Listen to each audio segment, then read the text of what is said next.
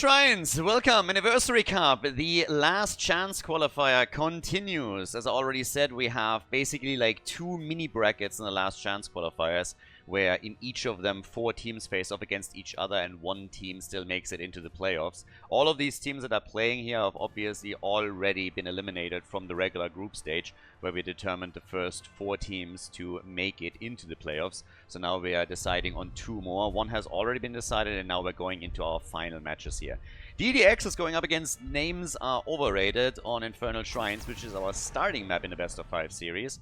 And this should be interesting. The Anniversary Cup, obviously, to celebrate 10 years of Heroes of the Storm ever since the full release of the game. We have a prize pool of north of 3,000 euros for all of this. And it should be a pretty interesting set of series that we have. So last chance qualifiers, all best of 5s. All of the matches are best of 5s. There are no loser brackets anymore. If you lose, you're out. That's just it. One more team can advance, and either DDX or Names Are Overrated are going to have a chance to at least move on to the next and final match, where we will determine another team to make it into the playoffs. And currently we have D.Va banned straight out. Quick reminder, by the way, there are no bans, like no pre-bans. There is nothing crazy happening along the lines of you only being able to pick one single hero, for example, per series, or a hero only once per series. So all of that stuff is just out. It's really just vanilla rules, the same that you would get anywhere else. Junkrat as a first pick on Infernal Shrines for Names Are Overrated. And they actually won in their group only a single map. So they got eliminated in the winner bracket straight away, losing with 1-2. I think it was against Team Ash. And then they got also eliminated in the lower bracket. Whereas DDX had a pretty spectacular run, honestly, and nearly made it directly into the playoffs. So I would say in the last chance qualifier here, if they can play to the same standard that they've shown in their regular group, they have a decent chance to make it into the playoffs. Now, anything can happen here, specifically since we don't have a lower bracket for this, but I would currently think that the blue team is definitely the favorite for this particular series. That being said, we've been wrong a lot on this, because this tournament had upset after upset after upset. Some real crazy stuff that already happened. So we'll see how this continues. We start things off with Chromie and with Johanna. So for Infernal Shrines, it already means that you have a pretty decent position on the shrines themselves. A lot of survivability for Jojo. She doesn't get Blaze as a side laner, since the hero was taken by the red team instead. Blaze obviously not only great for the side lane, but also for the objective itself, insanely powerful. With Muradin now banned out, we could actually see maybe Diablo for Names Are Overrated. Diablo is still super strong in on this map. You can get a lot of wall stuns going, and there is a good chance that they're actually going to try and abuse that. Now, there's a couple of other combos, obviously, you could still get as well. As I said, there's like no restrictions on the picks, so there's plenty of frontliners to pick from.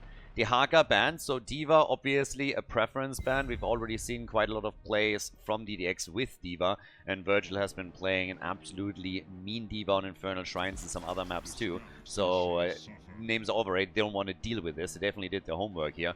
But that leads us to Leoric being picked, and we get Danazovsky now on Stukov. So we have the Lurking Arm that can also shut down any entrance to the shrine, just to set one example. With Anduin being picked on the other side, we still need a bit more damage. So they could also go into a Genji-Anduin combo and just help Junkrat that way with damage output. We still need that frontliner, where we already speculated a bit of what it could possibly be. But still, when it comes to damage, they definitely need to step it up too. And we get, well, Sylvanas. Sylvanas and a Nubarak. So a bit more dive heavy with what they're trying to do here. And Sylvanas, once they win Punishers, they can definitely do a ton of damage with her, and obviously make these pushes so much more powerful, which is kind of what they're aiming for here. Now, final pick for map number 1 in the best of 5 series here. And for DDX, we still need also some additional damage. Chromie, obviously fantastic to just bombard the opponent from a long distance, but they need someone else. They go for Maiev in this case, so only one real range damage dealer. And then we have the triple front line with Jojo, with Leoric, and with Maiev. And with that, we're set for map number 1 in Infernal Shrines. Game number 1, the best of 5 series, kicks off on Infernal Shrines. We have for the blue team, for DDX, Lopaka on Maiev, Shizakid is playing Johanna, dead inside on Chromie, Virgil on Leoric, and Danazovsky with a low blow on Stukov. Over on the right side of the map, the Dark Wolf with Nuburak. Names are overrated here in red with Coffee playing Junkrat. Tricky shuffles on level 1 for him. Mr. Taiko and Blaze. Hanzuka, best name in the game, still is playing Anduin. And we got Madron on Sylvanas. And I, by the way, don't care how tired people are of me always making the same comment whenever I read Hanzuka's name. But every single time I do, I'm being reminded again how absolutely amazing that name is, and I just cannot talk about it. I'll even let it slide that he's playing Anduin there.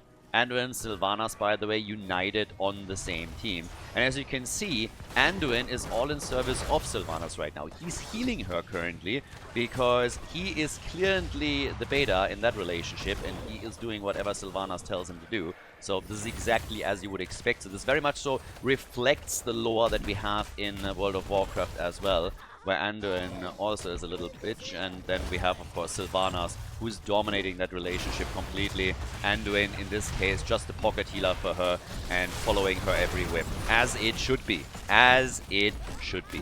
Now, with a little bit of poke happening, we haven't seen any of the camps attacked yet. At the 1 minute mark, obviously, just spawned. So now that we have them on the map, it's time for the teams to try and make a bit of a play here and see who is walking away with what. Who takes, for example, the neutral one at the bottom of the map here. In this case now, our top laner's still in play. But seems like nobody is really invading anything here. Danazovsky takes the one over on the right. Down here we have seen the red team already making some potential moves. But a bit of an attack in the middle, as we have the jet propulsion coming in. And a quick attack from Blaze. Vision granted also. Nuburak is trying to buy maybe a bit of time for the rest of the team. Anduin is not close enough. And there's the dive out. Oh, and Chromie nearly had it. Little bit of a different position here for Nuburak or for Chromie's damage. And that would have been the end of the front line. Of names are overrated. Chromie already trying to hearth out. Gets interrupted by a Junkrat grenade straight to the face. We now have the bed of barbs for Nuburak, who started initially off with a Nerubian armor on level 1. And the rotation down to the bottom of the map by the blue team could now also result in them going for the next camp. But they haven't really made that move yet. We have Chromie continuously going for some extra vision with the Time Walker's Pursuit here on level 1. And of course, as the first objective is now going to be announced, the teams are starting to make some moves towards their camps, trying to get the Shamans into play. And the first Punisher is going to be down here at the bottom of the map. Shrine about to activate. Nobody's, by the way, taking this camp, which is still a bit interesting. But yep, nobody has claimed this. Up at the top, already a channel in for the first Shaman camp. Leo is double checking on the fountain if his mana is topped off properly. And with that, they're also applying some pressure on the Shrine itself, trying to push also Nuburak back out. Shrine isn't even active yet, and they're already fighting for position here. But here comes the Arcane Punisher for the teams. Junkrat is at the top, and Face is now off against Maiev, so that's a little bit of a problem. There's the tether, and Junkrat is able to get away, but he is fairly low, so that's already a problem for the red team once that Maiev is going to make her way in here. And she's actually trapping this again. Lopaka sees it, gets the tether, does he? Oh, he got really close.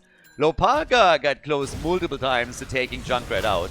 They are still in the lead, but they want level 7. Leo dies. Now, he will be back quickly, so that's not too big of a problem.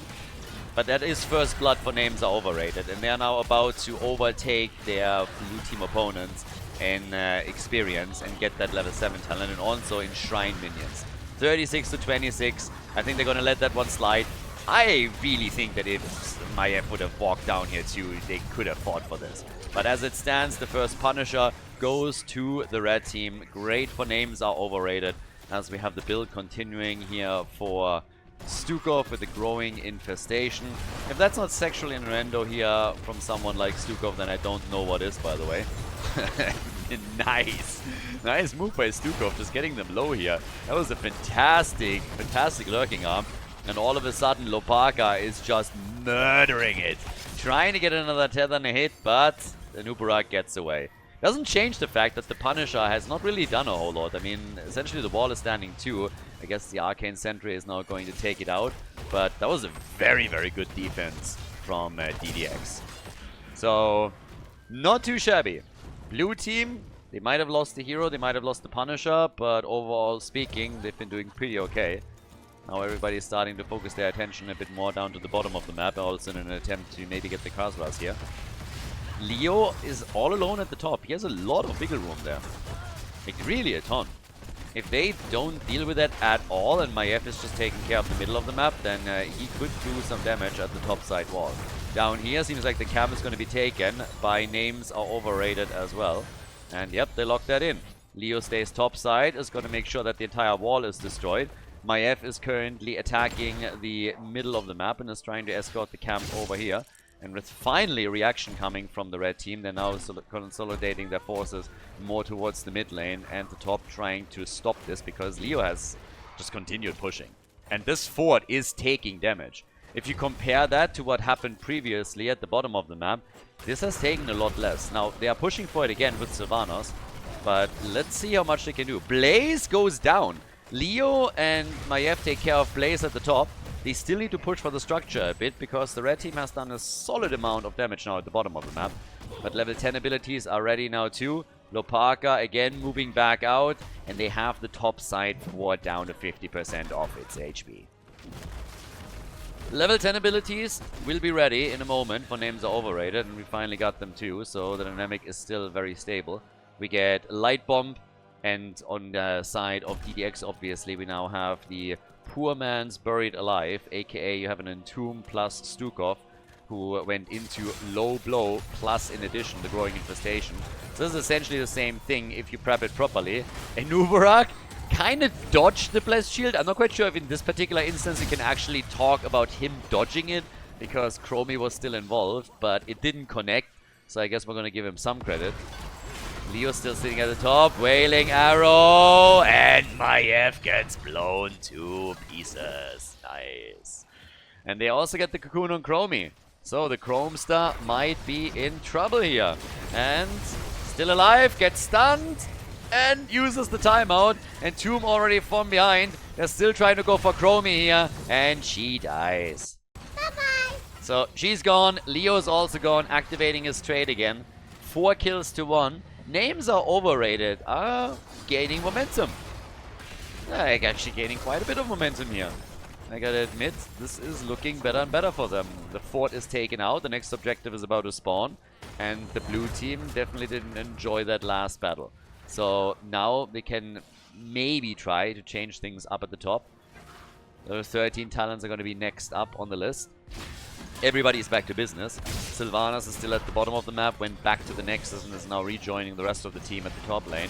There's the Blessed Shield though, Anduin with a save, the disc already out again. Junkrat was low, has to tap the fountain here. Anduin's still totally fine, as we already have a bunker up. Leo is not even engaging in the battle, he's just sitting on the shrine getting more minion stacks for them. And now Jojo is dead too. Names are overrated, as I said before. They didn't win a single match in their group.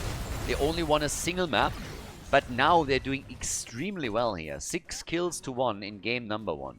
And I said during the draft already that for me personally, coming into this, DDX was the favorite. They performed very well in their group and nearly made it into the playoffs directly, and they are struggling now all of a sudden. They find themselves in a situation where things are getting really tricky for them, because they're getting played to the wall here. They have a level 13 talent, so they are now again playing on eye level with the opponent, but it's highly likely that they're going to lose the next objective as well. Maiev is down at the bottom of the map and will face off against Junkrat once more, but this is still bad news. This is a Mortar Punisher here, so at least not a Frozen Punisher, but we can still expect them to do at least some damage. When it comes to experience, you're looking at minion experience, and this is where the blue team currently really excels. It's one of the reasons why in experience they're still in range, because they're doing a great job on their wave clear.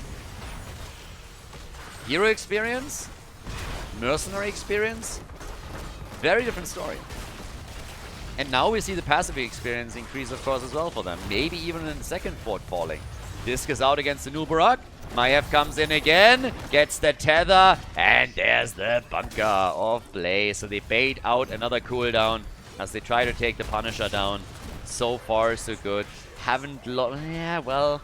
I mean, they technically haven't lost the fort. But let's be honest, we all know that this is not going to survive very long.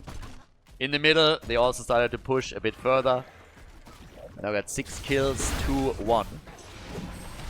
And yeah, Blessed Shield is out, and there's the Entomb follow-up. Cocoon on the ground, Light Bombers used to. They used everything to save Nubarak here, and they were able to pull it off. So, nice for them. I also like the engage, though, against the Nubarak. First the Blessed Shield, and then really coming in with the Entomb on top of that, as he was on cooldown on his Burrow charge. And then, of course, you have Stukov to follow up on it. But all those efforts were in vain, since they were not able to take the Cockroach down. So, Nubarak survived. They go for Leo again, and they get him. Yeah, little Leoki over here died 3 times already. Now that's 7 kills to 1. Blue team is trying to bring this back, and they get another kill. Hell, it was about time. They take down Sylvanas, and there's a big disc against Junkrat.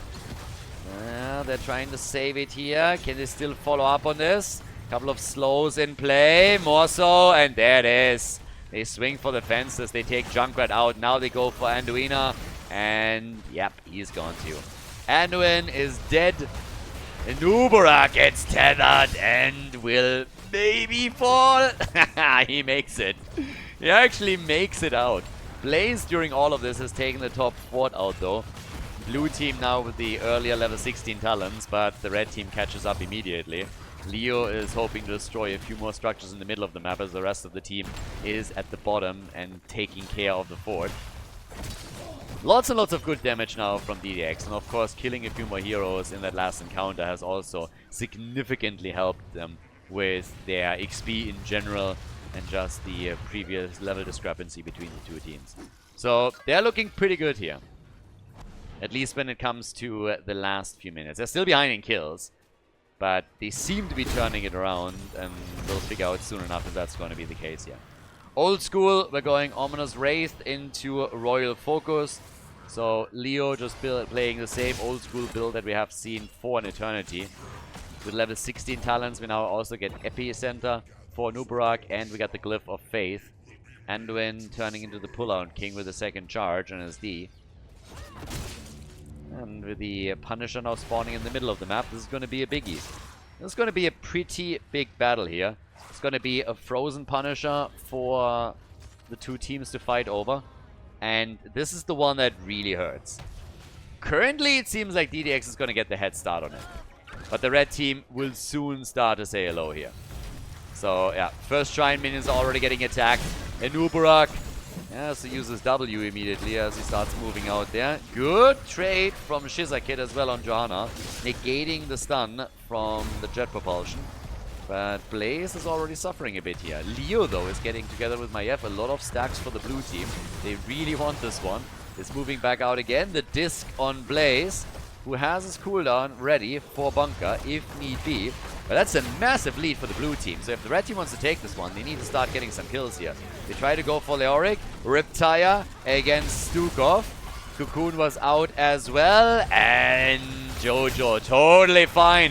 Where's that Blessed Shield when you need it? There it is. But a nice cleanse is actually saving Sylvanas. I think she went in this case for her own self-cleave with the Will of the Forsaken. So the stun doesn't affect her. The objective is still claimed. What I would still have liked to see is them attempting to follow up on Junker as he was hit by a bouncing shield that might have led to another kill for DDX. Leoric is dealing with the top lane pressure now. Somebody had to. And the rest of the team is taking out the fort in the middle of the map with, I mean, pretty much like the easiest play of their life. Nobody threatening this too hard. Side lane open up so they can follow the Punisher jump. But in comes the Nubarak. Where's John Cena when you need him? Well, not in play. So that is Stukov gone. They hope to at least take the wall down, but with the healer all of a sudden missing, sustain is going to be tricky. They still get kills though. They go for Nubarak and take him out, and even Blaze was in trouble for just another moment, and they can still do damage to the keep. Jet propulsion. Chromie saves herself for another second, but doesn't get a heal. They kill Blaze, but they lose Chromie. But this fort is dropping lower and lower and lower. The minion wave is blown away here. They might want to even sacrifice somebody for this keep. Taking a keep out now would be huge, but it looks like they're just going to fall back for now. Probably wait until level 20 and then re-engage into the battle. So, looking pretty damn good for DDX all of a sudden. Each team still has a fort standing, but with this much damage to the keep, there is a nice spot now for the blue team. 36,000 damage for Jojo, being the top damage dealer on the blue team side. Top damage, Joanna. Second in the rankings is Chromie. And over on the right side, Junkrat is currently playing second fiddle to Sylvanas, who's sitting at nearly 35,000 hero damage now. Yeah, the level 20 talents are of course available for the blue team. So that gives us quite a few upgrades. Jojo, on the other hand, did not opt into the Radiating Faith, but instead we have her with Blinded by the Light. Again, the Entomb upgrade. No, of course it's always Anduin. Anduin comes in again, shuts that down. Now they try to isolate Johanna. Not only her, Leo's also getting attacked here. Maiev is slowly coming in. They have a chance to go for a Nubarak here too. Blessed Shield was already used, but they have the disc, use it, and the Light Bomb completely evaporates. Light Bomb did not do well here. Timing was definitely a bit off on that. And now they try to go for Junkrat, and they get him. Alright, Junkrat is gone, and with level 20 versus level 20 and all their range damage, they seem to be trying to take down the keep in the middle. Since they run the numbers advantage on their opponent, I do not think this is going to be a problem for them. So, keep destroyed, and I would expect the rotation towards the top now to ensure that they're also taking the camp away, claim the last fort of the opponent on the map. For names are overrated, it's a bit of an awkward one. They were actually for stretches of this game ahead. And now the big question is just simply, where are they going to take a stand on this? Where are they going to try and make a move here? Currently, they're just at the bottom of the map, stealing some minor mercenary camps away. Nobody except for Blaze is dealing with the top lane yet, but since the entire 5-man is currently going at it, they need to halve back quickly. And they're already retreating, but that's quite a lot of time that was still left for DDX to go and take the entire wall down. This is also the lane where we're going to see the next Punisher, just as a bit of a side note. Teams are, of course, still attempting to get their mercenary camps. And while names are overrated, don't have a Shaman camp because it was claimed by DDX, just stolen away. We have the blue team now, still with a camp to claim, which is exactly what they are doing here. But it will play out at the top. Both teams have lost their forts here, meaning we don't have any fountains anymore. Parker already slowly coming in. Blaze, can they force him here? Disc is out, hits the Nubarak. And so did the Entomb. So they're overlapping a couple of their ults here. Weren't able to accomplish too much with them. Still waiting, of course, for Jojo to find an opportunity to use her Blessed Shield. And they are going to try. So far it hasn't really happened. There's a tether. Blessed Shield, that is the Light Bomb counter attempt by Mr. Tycho. But Blaze is in trouble. He's not the only one here. Big shot coming from Stukov as Virgil on Leoric was attacked a moment ago. But the Shrine is now active. And we're talking about a Mono Punisher again. And Leoric is immediately on the job. Leoric is right away on the job and trying to do his thing. And so far he's doing pretty okay. Damage output, 47,000 now for Chromie. Top damage in the game. Leo has fallen again. And this time the Death Timers are hurting him. Even with him coming back so much faster than his allies, he is still down for another 45 seconds. If he can connect a few drains, he will be able to reduce that cooldown by quite a bit. But still, this is a dire one for DDX. They were looking great in the past couple of fights, but now things are getting much more tricky. Now, 15 stacks to 9. We have Leo down for another 18 seconds, so that's the next point here. And he's trying his best. I mean, Leo is going to try and come in to help out, especially since he's buried alive, back up, so he can use his ult once that he respawns, which is now. But can they win that objective? 37 to 10, I do not think so. But a couple of kills would go really nicely for them. They take Blaze out, here comes the Riptide after Nubarak engaged. And, well, Shizakit was low, but it still seems like a Nubarak is going to be the one to really suffer the consequences. And before that even happens, Junkrat dies first. But that's the end of Anduin. And Nubarak is low. Sylvanas is already dead. The entire team gets wiped. 5-man team wipe. And the move towards the middle by Team DDX. Big plays here made. The core is already losing hit points as we had the catapults remove the shield. And the blue team will get the first win in this series. Everybody else is gone. That's a victory on Infernal Shrines for DDX and the lead in the best of 5. Nicely done. GG and well played. Before we head into game number 2, make sure that you subscribe to the channel if you haven't done it yet so you don't miss out on any future content here on Khaldor TV. Map number 2, Garden of Terror. DDX against names are overrated and the blue team has taken the lead now. So, well, with that said, what are we gonna get now? We have currently a little bit of pressure on names are overrated. There's no heroes banned, as I said, it's just a vanilla tournament, no special rules. So all the heroes that you've seen can still be picked here. But the strategy that names are overrated came up with for the first map didn't really work out for them. I gotta say though that especially at the beginning of the game, this was a little bit closer than anticipated. DDX was really struggling to just get a foothold, a proper one, on the first map. Now we have Hogger banned out, obviously pretty fantastic pick on Garden of Terror just in general, so it doesn't come too much as a shock that he gets banned here. I mean, if anything, well, nah, first pick, first ban is on the side of names are overrated, so nah, it makes perfect sense. Lucio, as so often, is now getting the axe here and is getting banned out. And we have Zeratul also eliminated. It's actually a bit of a shame. I like Zeratul matches. It's always fun to observe Zeratul being played, but no Zeratul for this game. I mean, DDX has played a couple of cool heroes too, so we could actually see some of that there. But if you already go for first pick, first ban, what exactly are we going to get from the red team? What is names are overrated now going to do in order to turn this game around? Here's some crazy stuff. White main ban is also a little bit sad. I mean, I like that we get the occasional white main game these days. It's just a shame that when those heroes and all of a sudden get banned out. And it's again Junkrat. They like Junkrat.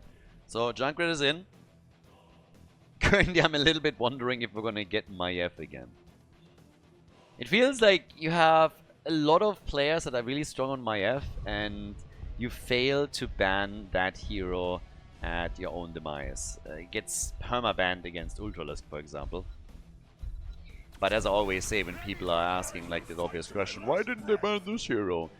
You can only ban so much, especially if there are no draft restrictions. You can't ban all of the preference picks out, and some of the meta picks you also want to get rid of. So at some point you just have to decide what kind, like, you have to pick one. You can't ban everything. You just have to think about, okay, what am I actually okay with? We don't like to go up against any of these, but what do we think we can actually manage? In this case now we get Anduin plus Dehaka. So Anduin again as a support here, obviously has some fantastic skill sets there. Especially that pull is just insane. Anduin's pull ability, that is just a trade, is just nuts. There was a time when the level 16 talent was actually a level 20 talent, if I remember correctly. So just the fact alone that Anduin has all of these tools to keep people alive is just crazy. Especially frustrating when you are someone like Varian or even Leoric. You drop an Entomb on somebody and Anduin just says, well, not on my watch. Pulls the target back out, and Varian comes in and just simply says, alright, I'm gonna taunt. And then all of a sudden what we're getting instead of a kill is Anduin just pulling the target back out. Now it's a cooldown battle that you fight at the end of the day, obviously, so Varian should win that, but normally for all of the situations the stars to align so that you get that kill. Doesn't happen in that same time frame necessarily. Blaze is out, so is Anubarak, so they were apparently a little bit annoyed with the impact that Anubarak had in game number 1. And some of the Cocoon players here. Here comes Sylvanas. And we get Chen. It is Fat Illidan time. Oh, there's so much stuff that I want to see now. I could see them play Abathur again. I really think they played Abathur before on Garden of Terror, if I'm not mistaken. And looking at this, you have Fat Illidan with a symbiote, which would be amazing. Muradin within a symbiote, that would be great too. You can go for the Rhaegar copy, you can go for the Chen copy. I think we're going to get the Slug. I think it's Slug time. Like, it has to be, right? This is an Abathur moment right there. ETC plus Tychus.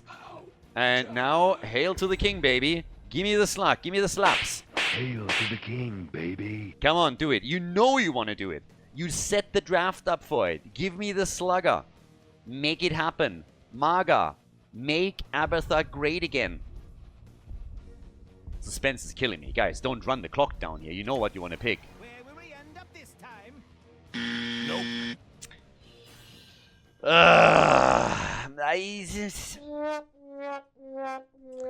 I'm a little bit torn here. I wanted to have Abathar. We don't get Abathar, we get the Vikings. I'll take the Vikings. I'll take the Vikings. I'm still a little bit sad, but only a little bit because Vikings are awesome too. Ladies and gentlemen, Garden of Terror.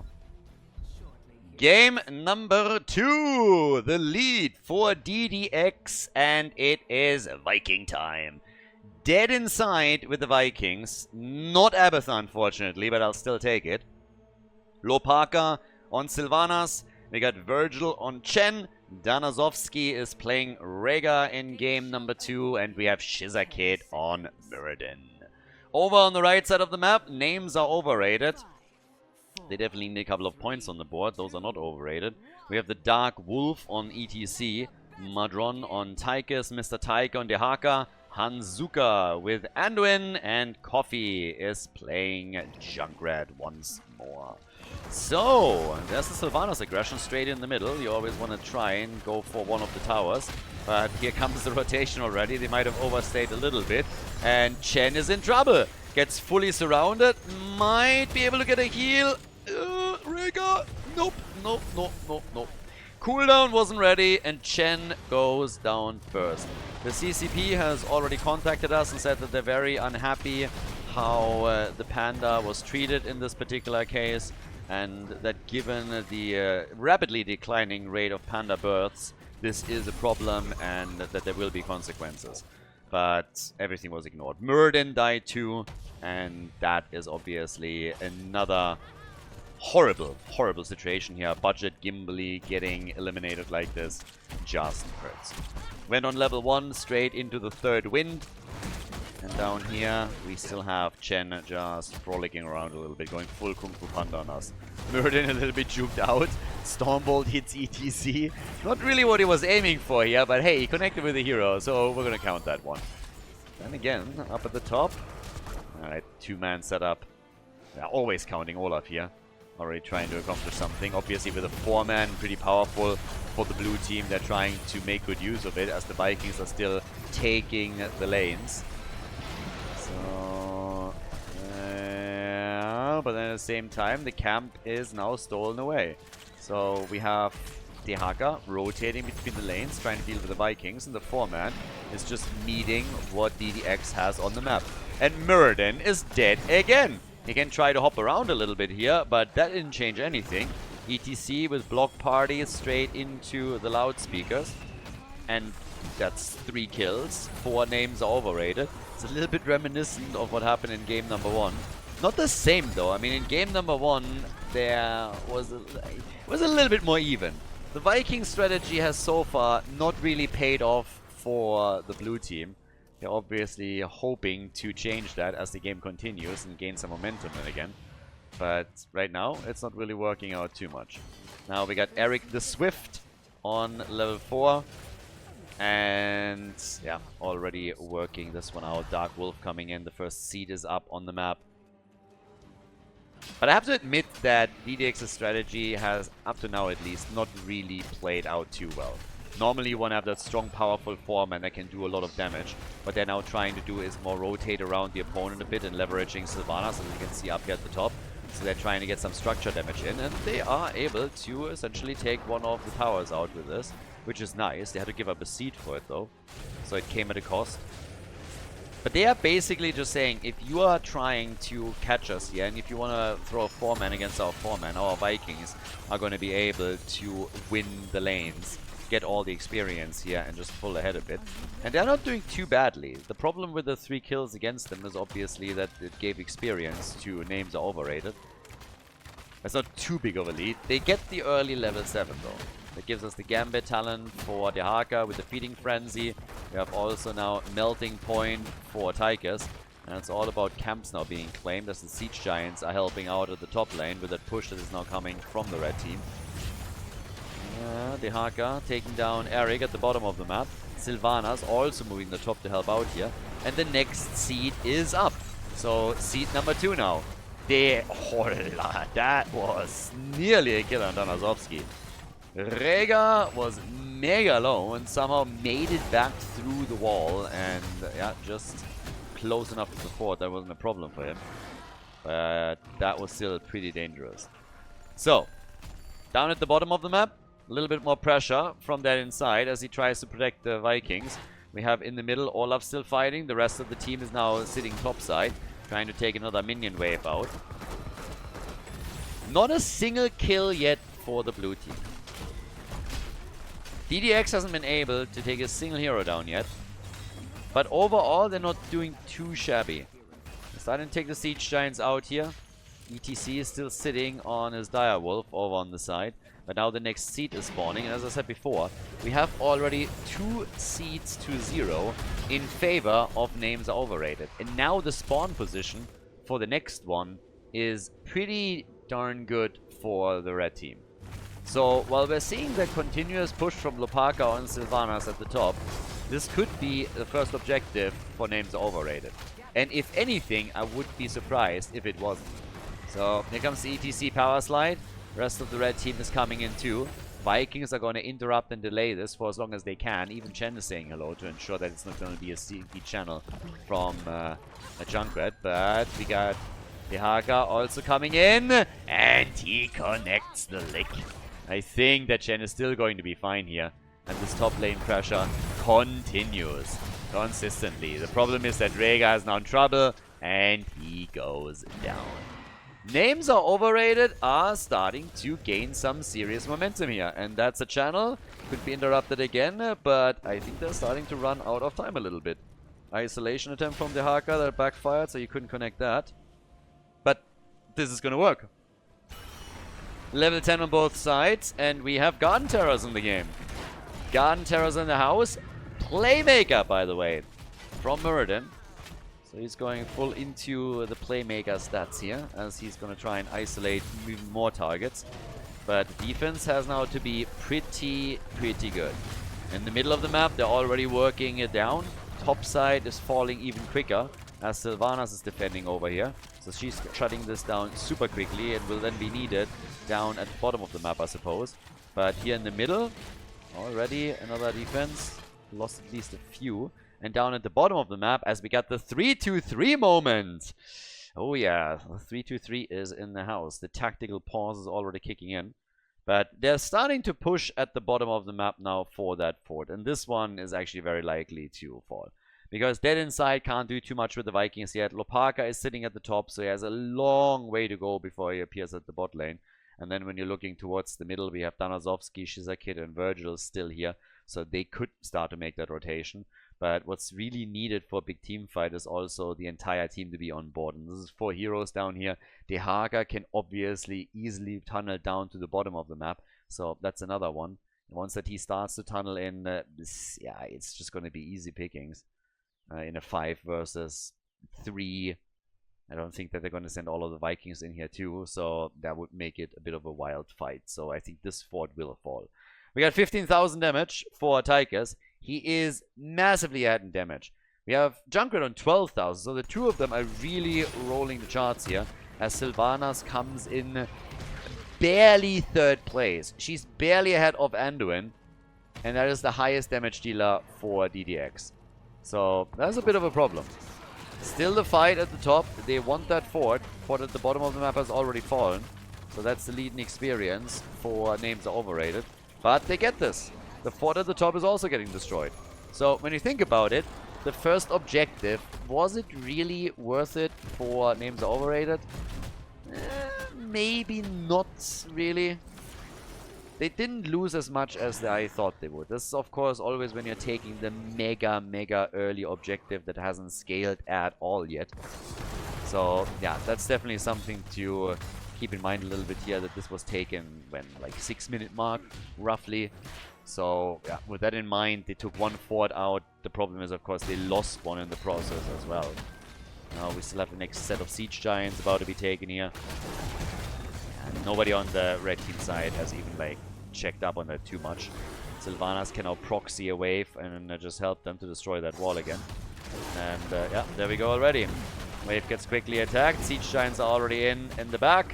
One tower down. They go for number 2. The Haka can't deal with all of this at the same time. So that's a free wall for DDX. Eric is now getting killed as well, but that's not a big problem for them either. And they're not even stopping at the wall. They're just going straight up for isolation. Connects with Rhaegar. They're going straight for the fort.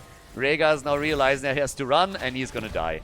Beautiful combo. Isolation, the lick, the light bomb, the body blocks, all of it working perfectly. And they are able to get that kill. Rhaegar just simply overestimating his own abilities here. Another lick in the power slide against Chen, who is kicking away immediately. But the top lane fort is also now destroyed thanks to the minion wave and the mercenary camp. So that's the second fort that got eliminated by names are overrated. For DDX, it's a bit of a weird one because it's now the 4th seed in the row that they are losing. 4 seeds in a row. They're getting the Vikings on a higher level, and as most people already know, once you're at level 16 and you have the stun with Olaf's Largen in charge, then you can really start participating in a couple of these team fights. So this is going to help a lot. And of course, now we also have 47 stacks already on the Viking Horde right there. So survivability is going to be much, much better from here on out for the Vikings, especially for the more hit point heavy ones. Full aggression onto the Haka. They still haven't been able to get the kill, but then towards the end they finally make the decisive move and take him out. So the Haka is now gone. Now the next seed is announced, and they might just be able to get that seed. This only being a 4 versus 5 now. And the Vikings are still defending. They still don't have the level 16 talent, but yeah, they're defending so far and making their move here. More pressure at the bottom of the map thanks to Sylvanas. And Vikings pushing all the way up at the top with the help of Siege Giants and Catapults. So this should really help to potentially push another wall down that leads towards the keep. But as the objective is now up, there's a chance for DDX to grab a seed and delay the potential second objective for their opponents even further. ETC with a party. Nice Ancestral. Is it going to be enough though? And the answer is no. Muradin with Haymaker and nothing else. No Avatar goes down first, and there is a kill against Chen. Once again, he goes down. Winnie the Pooh is not going to be happy at all. Level 16 talent's about to kick in on both sides now. 8 kills to 1. Names are overrated are really dropping them. To be fair, a lot of those kills too essentially have been accomplished against the Vikings. No way. The Haka getting out, but the keep is going to take damage now. That is starting to be problematic now that we have Rhaegar also coming in. And that's the end of the Haka. The Haka is gone. Keep has taken damage. That's a pretty successful top lane push. I mean, honestly, that top lane push is actually fantastic. Look at this. The keep is down to 20%. And they got a Dehaka kill as well. That's pretty sick. The bad news is the 2 seats in the hands of names are overrated. That is really bad. That's something that they have to deal with somehow. But the structural damage that they're doing at the top lane, that is pretty spectacular. So now they're trying again here to slowly take that out. The one thing that is still noteworthy is that those 2 top line structures are the only ones that have taken damage so far. So if you're thinking about the fort in the middle and the bottom, they haven't been touched at all. This seed has to essentially now be taken by the blue team, or it's going to be another set of Garden Terrors. And I can more or less guarantee you that if they are losing this too, and a second set of Garden Terrors comes in, they're going to do a lot more damage than the first wave did. The fort in the middle would be destroyed 100%, and they might lose even more than that. So they got to fight for this. Yeah, and Olaf is already dead. Olaf, the chunky one. Isolation on Chen. But he's fine. Here comes Odin though. And that is Gun Terrors once again. That is 6 seeds in sequence that have now been taken by names are overrated. 6 in a row. Couple of keck plays from Chen, but they're just retreating here. And now that entire defense is going to be so much harder. The fort in the middle is going to fall 100%. No saving this one. That is not going to survive anything. Down at the bottom of the map, the wall is slowly being opened up too. Balog down, so more Vikings are falling. That's 2 of them now gone, and I am afraid that this might be the first keep of the game. Names are overrated, coming back into the series with a bit of a vengeance here. Oh, the grenade on Sylvanas, following her all the way as she jumped out, and with Sylvanas gone, there is no stopping this. Bye-bye, the keep is going to be destroyed. They're already centering their attention in the mid and the top lane, but the red team is apparently trying to go for the core here. Not sure if they can accomplish that. That might be stretching it a bit. They're all clumping up here too, which definitely doesn't help. Seems like the first one to fall is Junkrat. No, Rhaegar.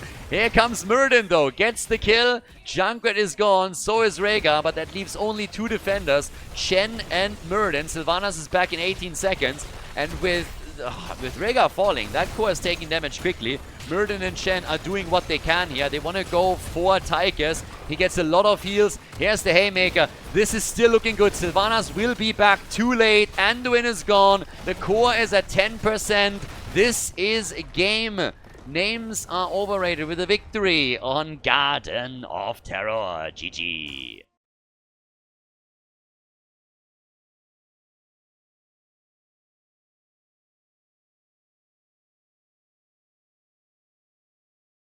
Game number 3, Dragonshire. So, the series is tied. Good job by Names Are Overrated. Abathar would have won it easily for DDX. He would have gone to the core, slapped it to death, and, you know, easy win right there. They decided that they wanted to go for the Vikings. They didn't trust the slug, and if you don't trust the slug, then you don't deserve victory. That's just what it is. So, no Abathar, no win. It's unfortunate for the blue team. They could have had a 2-0 lead here, but maybe they will learn the lesson now and remember it for next time. But we have map choice by DDX. They lost the last map. They decided that they want to have the map pick, and they went for Dragonshire now. So Chromie is the one that gets banned first. Maybe we're going to see Abathar at some point in the series. A little bit unlikely, but it would be pretty cool. So, who's taking the lead here? Best of 5 series, as I mentioned. No lower bracket. You lose and you're out. You win, you move on to the last chance qualifier final, so to say. The final series that will determine which team will advance to the playoffs. But still, there could be a few more games on the horizon, because obviously this is only game number 3 in the best of 5, so this might actually go the distance.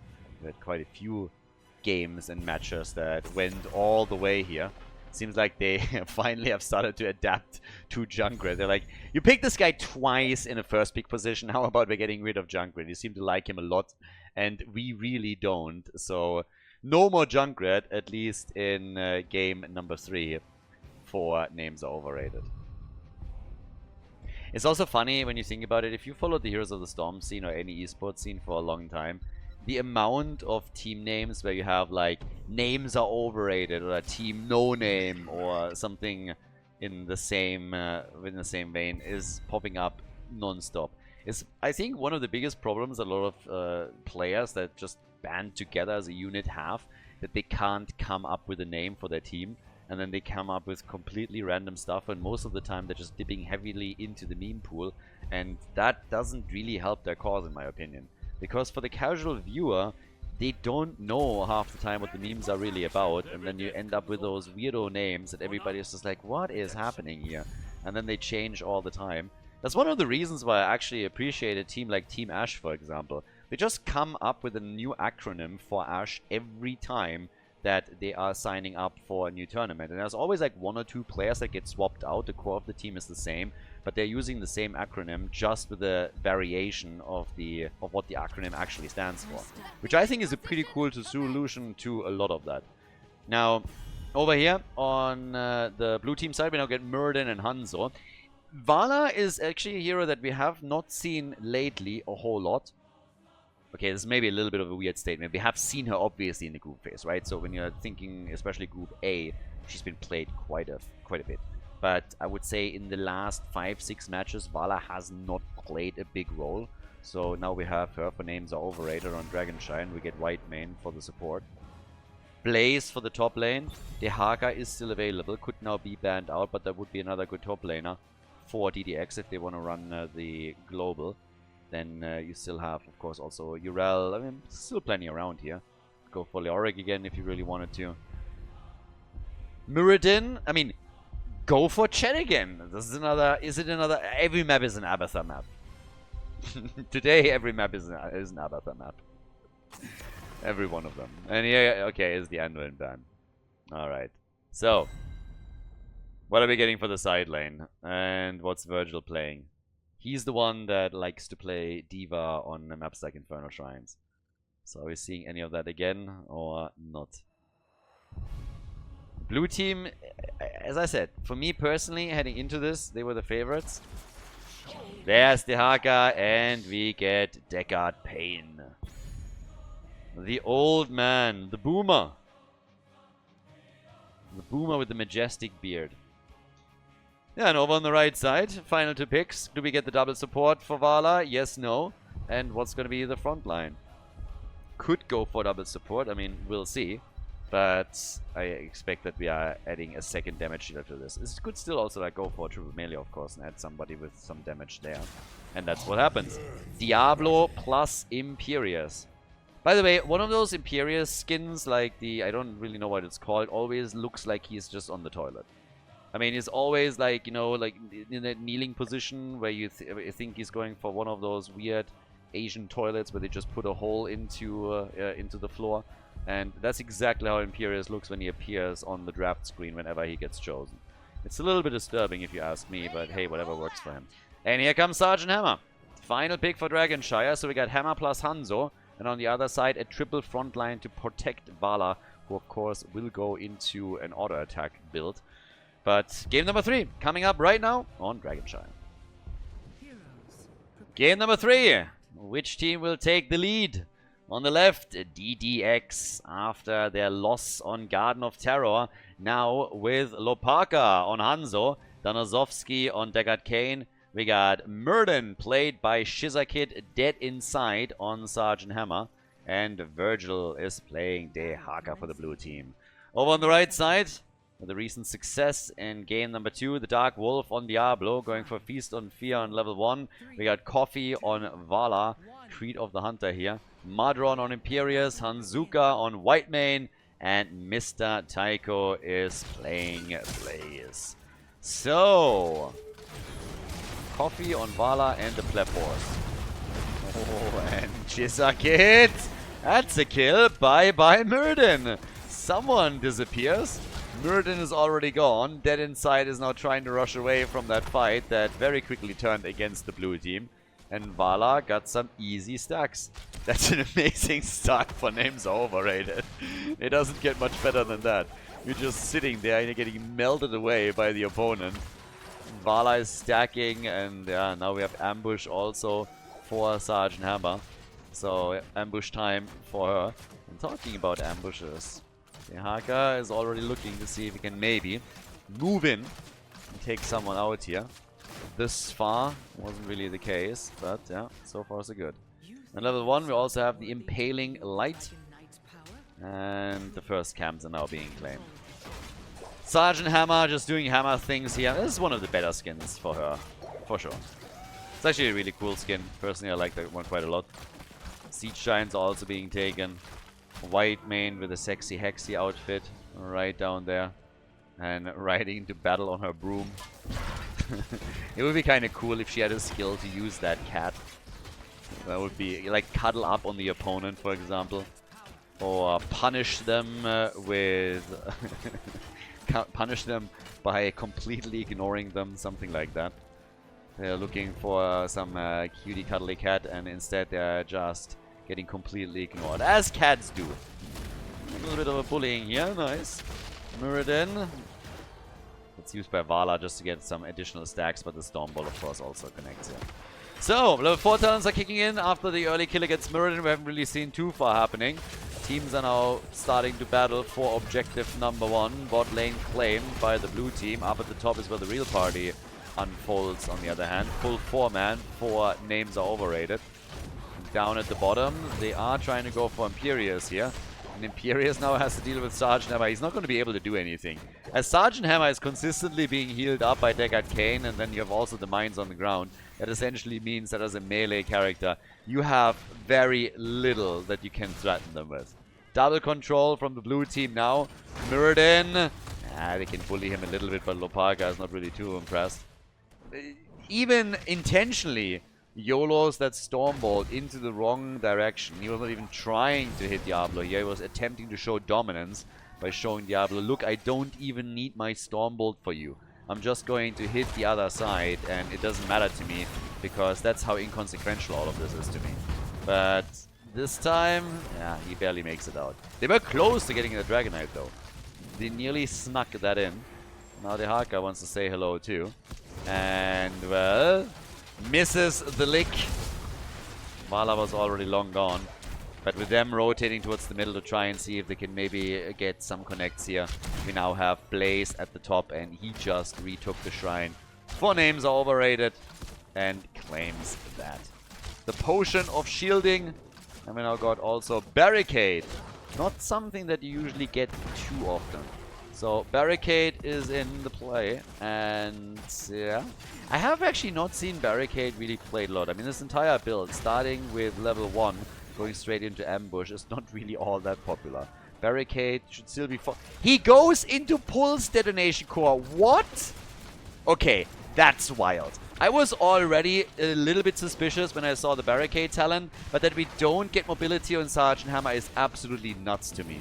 We had that happen in the Underdog Cup once. And I was in that game debating of whether or not Sergeant Hammer knew what build to take, because if you go to have a siege mode, it's insane. I didn't even know this talent existed anymore until that guy took it and went into a full mine build. I mean, everything that he did was just centering around the symbols being essentially the same and just specking into that.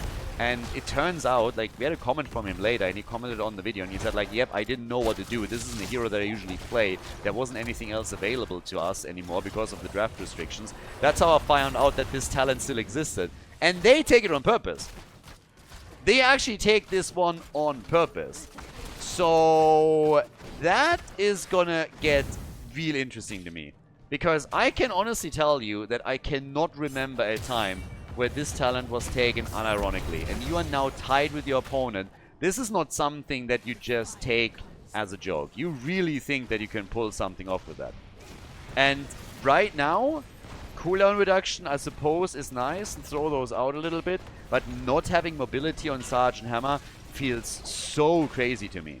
So we'll see what that Insight is going to be able to do. I think I've seen once every 1,000 games is what it feels like, Hover Siege mode being neglected, but then usually it is in favor of graduating range, and there were some crazy games with Stitches and graduating range Sergeant Hammer, where Stitches was helping hand pulling Sergeant Hammer closer and closer to walls and fights to make sure that they can still fire in a proper siege mode. But this is still a bit bananas to me. So not only do we get Barricade as a level 4 talent, but also then the follow-up on level 7. So definitely going to have a look how this is going to work out for the blue team and for that Insight in particular. It feels that they're giving up a lot of utility with this. Can they work around that? It would be kind of awesome. It would be really amazing. But it's still bonkers. We get the Lulnado from Deckard Cain as level 10 ability. Down at the bottom of the map. I mean, but at this point, we're having Vala, by the way, just dancing around the minion waves.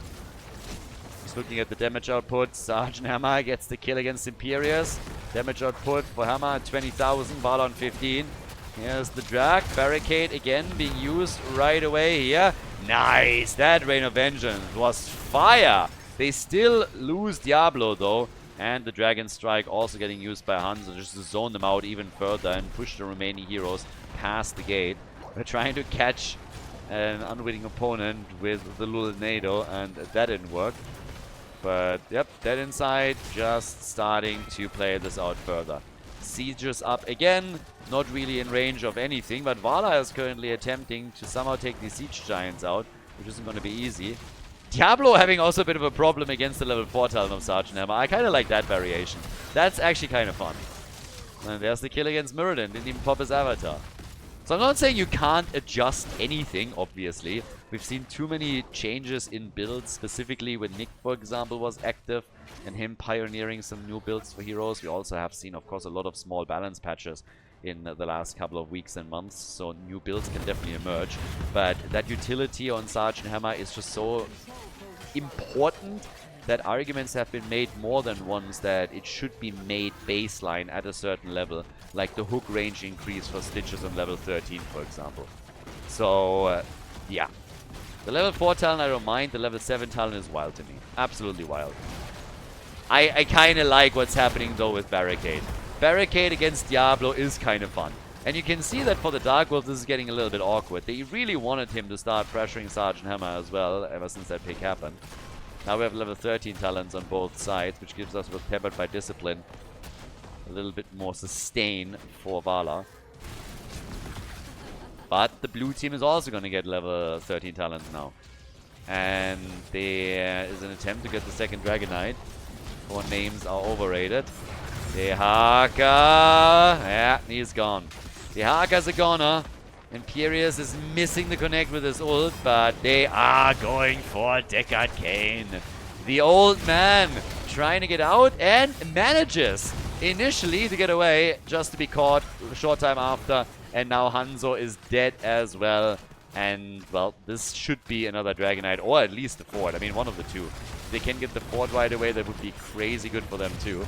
Muradin apparently has a bit of a death wish. Sergeant Hammer is still firing from the side. It's all about positioning now for that inside. Chizza Kid!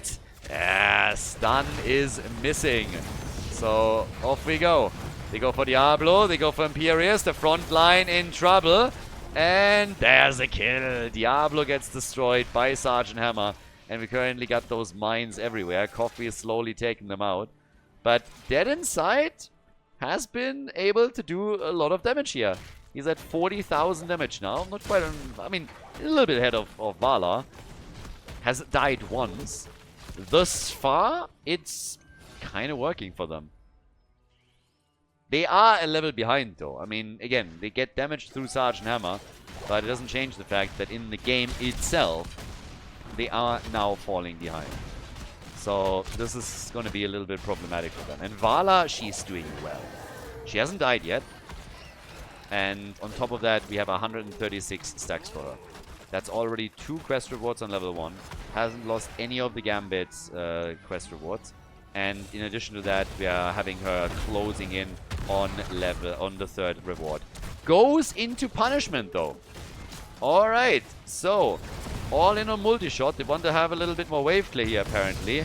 Not making a move for Manticore. There are a couple of choices that are honestly pretty crazy. I mean, if you're thinking about what's being chosen here, this is an auto attack style Vala that is not going for Manticore.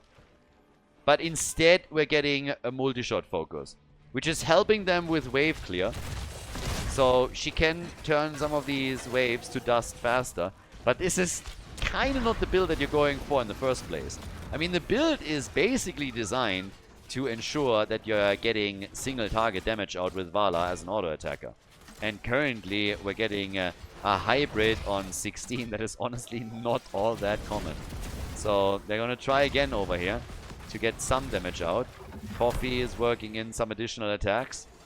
35,000 damage against the 42,000 that Sergeant Hammer brings in. It's crazy talents. But Vala is still able to do the damage. And her not dying is big. With Manticore, this would also have been pretty insane. Normally, the rule of thumb is that as long as you maintain your auto attack speed, you don't even have to stack heavily, because the synergy with Manticore is going to give you a crazy amount of damage against targets. But now we have even the stacks, and they decided against the auto attack talent. So Vala with a quick stun against Sergeant Hammer. The blue team obviously has to always try to get into hammer range in order to allow Dead Inside to get the full value. Diablo! Yeah, try to play around the cooldown. Dark Wolf gets attacked. Here comes Imperius. And can he get the connect? Yeah, can't get the kill on Deckard Cain, but the fight isn't over by any means. They're going for the Haka next, and he falls. Avatar used by Muradin as he jumps out again, and Vala is just adding up the stacks for herself. Vala now at 183 stacks. Sergeant Hammer has gone into Giant Killer and before that into the tactical mine deployment here. So lots of spiders with slows, utilities, I mean everything that you can muster at this point. Sergeant Hammer is definitely having an impact, but the team is starting to lose more and more ground. They're now more than a level behind. They get a kill on Vala finally, which means that she's losing some of the auto attack damage that she was bringing in, or the speed, and therefore the auto attack damage itself. 64,000 damage now for Sergeant Hammer, and 52,000 for Vala. Hanzo is also a little bit stingy with those Dragon Strikes. Part of the reason is that in a lot of these battles he was actually not directly participating in. But still, would like to see a few more of those. And it's... I mean, the talents are kind of bonkers to me. Dead Inside is still making this work, but I want to see more big battles between the teams. And then, of course, the attempt to try and make some plays around all of this. Now, getting them a little bit closer to level 20 is currently the goal for Names Are Overrated. Grabbing an objective in the process would be fantastic too. Some more stacks for Vala, of course, if they can. And that's what we might actually get in just a second, because she's only 6 away from the next quest reward and is now coming back in. Coffee here has caffeine today, for sure. Here comes Muradin, and Vala comes in. Hit after hit, and ends up with 200 stacks 14 minutes into the game. So yeah, good for Vala. We're coming around with a death dealer, as Sergeant Hammer is playing around a lot of little mine traps here. And the Dark Wolf doesn't want to go into them. Tries to take them out, can't. Here comes the flank from Hanzo. They want the kill, and Vala goes down again. Hanzo might get punished for it, though. He's low, and he jumps out. Imperious wanted to take him down, couldn't. And now Diablo is dead as well. But I absolutely love how this minefield here, Diablo was attempting to take it down with his own abilities. And was like, maybe I can just like, maybe not. Also double checking, of course, if anybody is sitting in that bush in the first place. But now Sergeant Hammer is attacking the bottom of the map, as up here Mr. Tiger has to bunker up with Blaze and might even fall. So, yep, that's the end of him. Blaze is gone. Muradin wants to get the Dragonite. And down at the bottom of the map, they're already attacking the next 4. Take it out with the Dragonite potentially moving through the middle at this point. They're looking damn good here. It's the builds are still crazy to me. But Sergeant Hammer is working for them. And now Muradin, with the newly grabbed Dragonite, can take down the thing in the middle. The fort in the middle, and up at the top we have the next one that gets attacked. Sergeant Hammer firing away and has now gone on level 20 into the shrapnel mines. So now you have an armor reduction as well, and a pretty big one at that. So just to follow that up on the mine build here quickly. It started all off with the pulse detonation core that we got on level 7. We have a cooldown reduction in here. Mana, just a little bit of additional sustain. And in addition to that, we get the tactical deployment. And of course, on top of that, we now have the shrapnel mines on level 20. So really fully speccing into this. I have not seen this build on this level of play ever. Not even once. So there it is. And right now it's working. But we also have, of course, Vala with Farflight Quiver. Both teams have level 20 talents now. This is not one yet. Here's again the play from Hanzo. He has the cooldown reduction now with level 20. So he has upgraded right there with the Dragon Awakens. On top of that, we have for Whitemane the Scarlet Crusade. But yeah, mines everywhere. More mines, they're immediately connecting. Already slowing down. And again, the armor reduction is pretty big at this point. Armor reduction is actually wild. Nice zoning here too. Great zoning again with Hanzo as they're trying for the attack on Mr. Taiko. Here comes the Apocalypse, and it connects hard. But Blaze is already gone. Blaze is already gone. Another ult from Hanzo. Vala is dead. They're going for the entire team here. They dropped Diablo, and now they're dropping Whitemane, and they are killing Imperious as well. Big, big hits. Now the keep is under attack. Sergeant Hammer has nearly 100,000 damage as is already. and descend the mines in, extra damage on the structures. And of course, we're now going straight for the core here as they are hoping to end their game. The entire red team has been wiped off the map, and here comes victory on Dragonshire in game number 3 for DDX with some wild builds in this game. Nicely done. Sergeant Hammer with some serious numbers here, and this is a pretty awesome victory for the blue team. Well done, GG.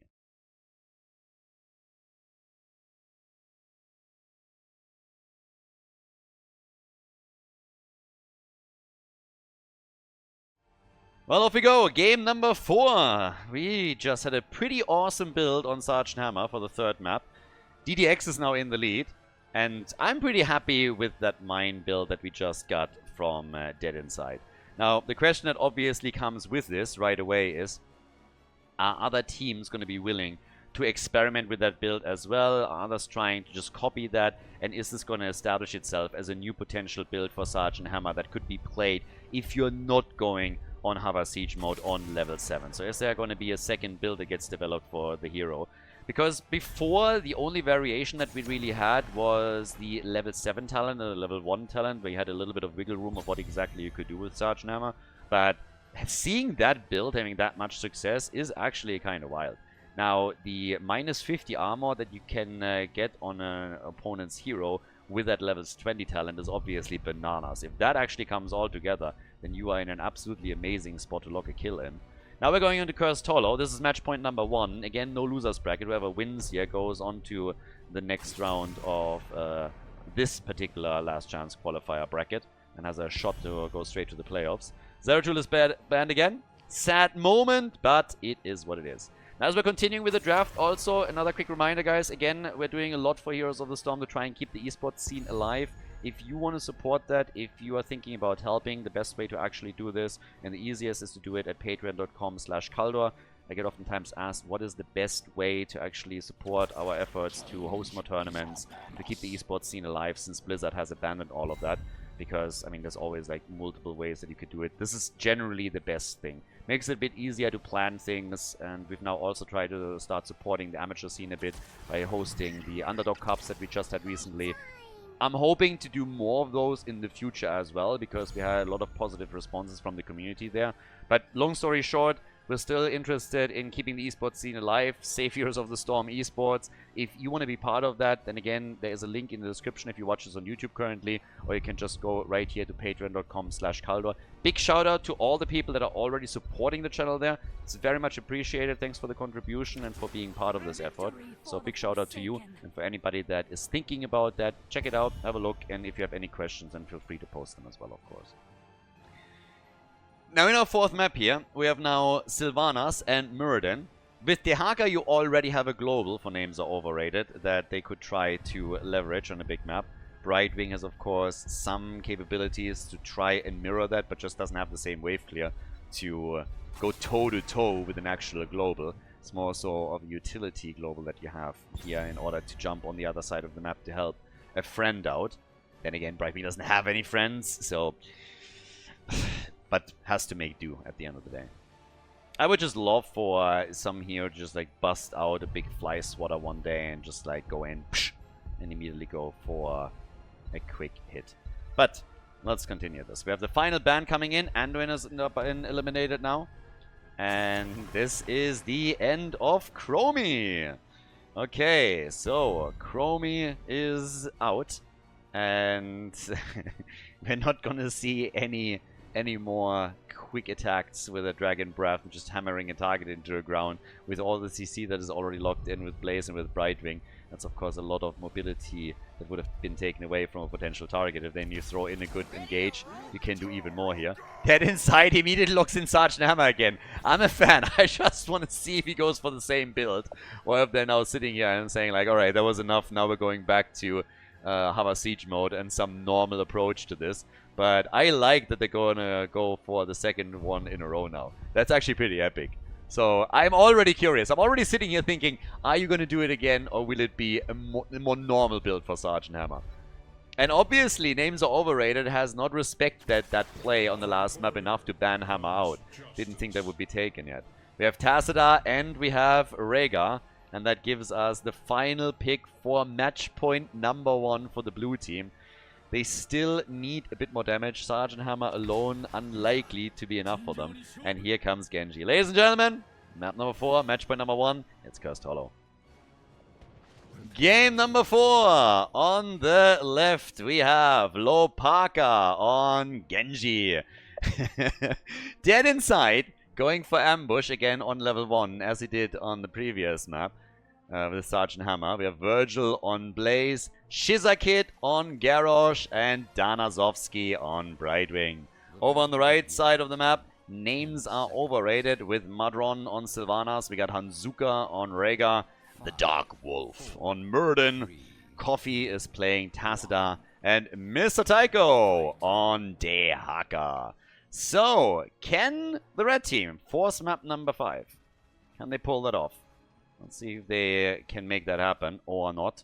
And also, how is Sergeant Hammer gonna be decked out this time? That level 7 talent in particular is something that I'm really interested in after what we just saw on the last map.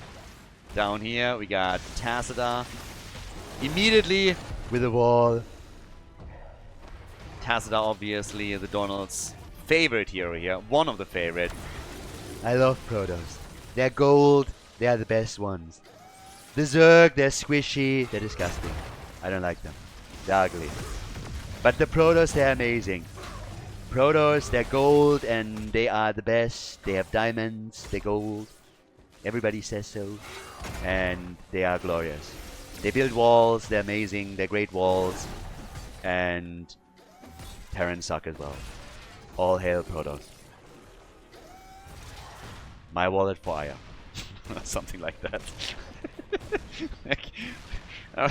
They're getting worse. My impressions are getting worse with every single day, but I don't know.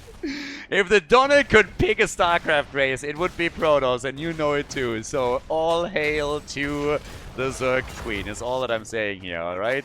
If you needed another reason to not just wait until the Donald cannon rushes you. That's gonna happen. So, first camps are being taken, still a little bit of early skirmishes like with back and forth, there's nothing too crazy. Again, they're hoping to get some kills here. We have Gyrosh coming to the bot lane, Murden's moving in too, and yeah, but they can't really get too much. It's just a couple of siege giants that have been claimed so far, not even making any big plays for the rest of the mercenary camps here. We're having all the way at the top, Sylvanas now coming in. By the way, again, Barricade. There was a bit of a question earlier if Barricade was maybe just a reaction also to Diablo. There was at least a bit of a topic also in Twitch chat then, because of the engage potential of Diablo as he comes in and tries to push for Sergeant Hammer.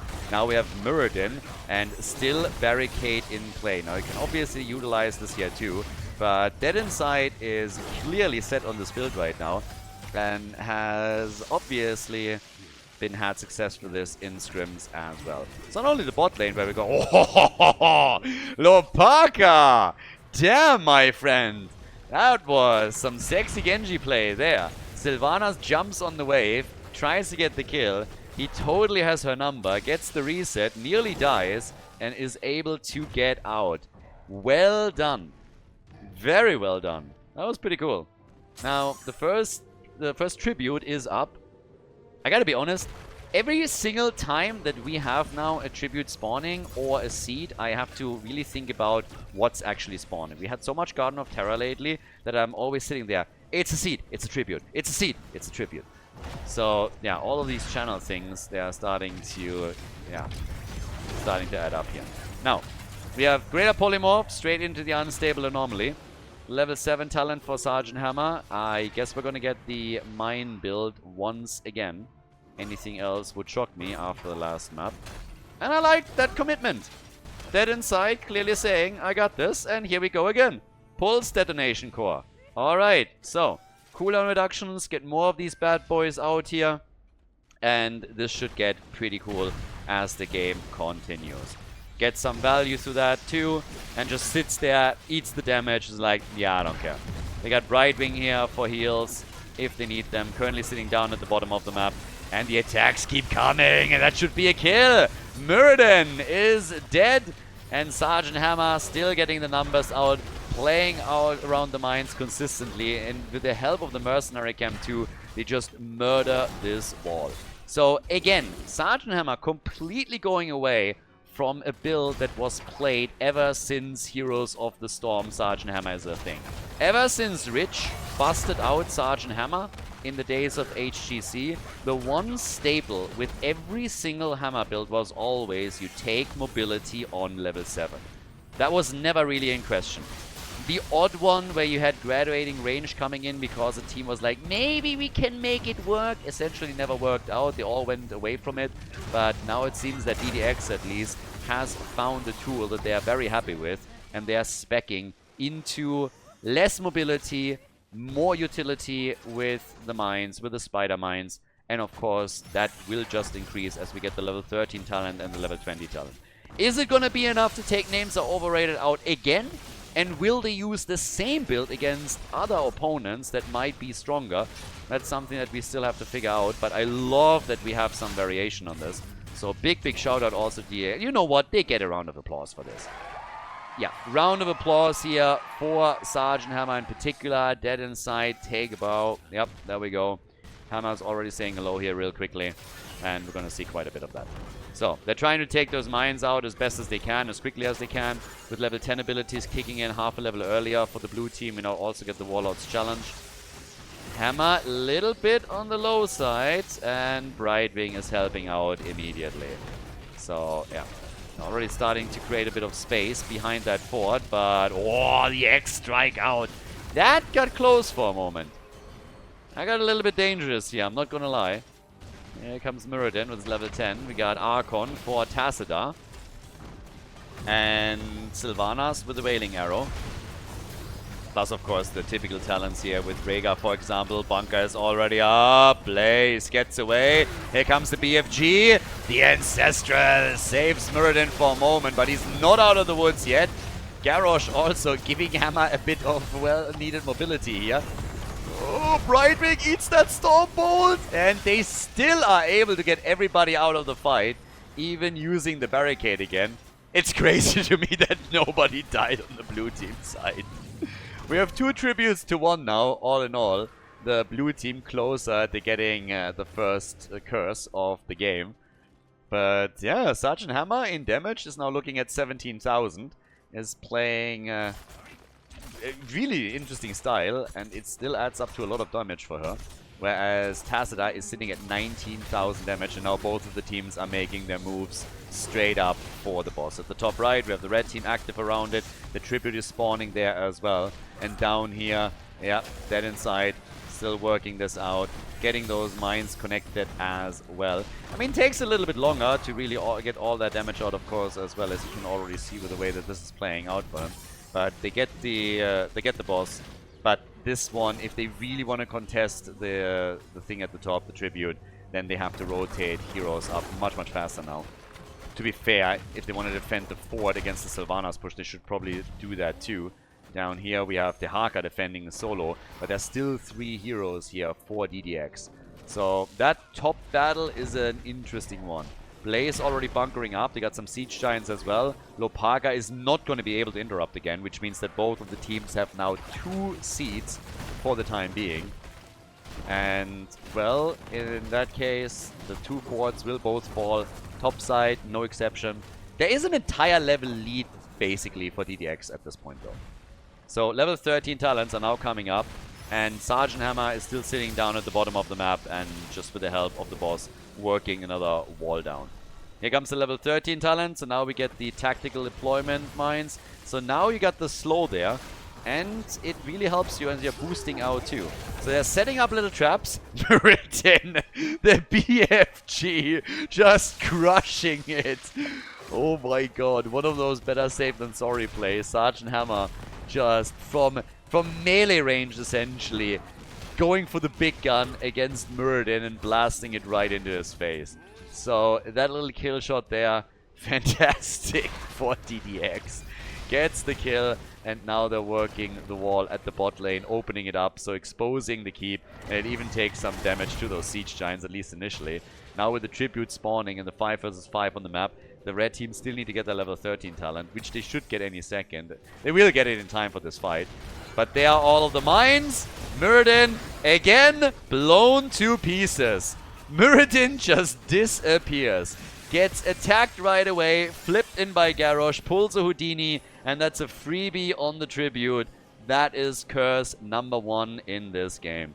25,000 damage for Sergeant Hammer. They're going for the bottom keep now, at least from the looks of it. And we have only 22,000 damage for Tassadar. But top side, the Haka's trying to defend. They're really pushing down here. It's a 2.5 level lead at this point. Actually, sorry, it's a 1.5 level lead for DDX. But they want that keep. Clearly.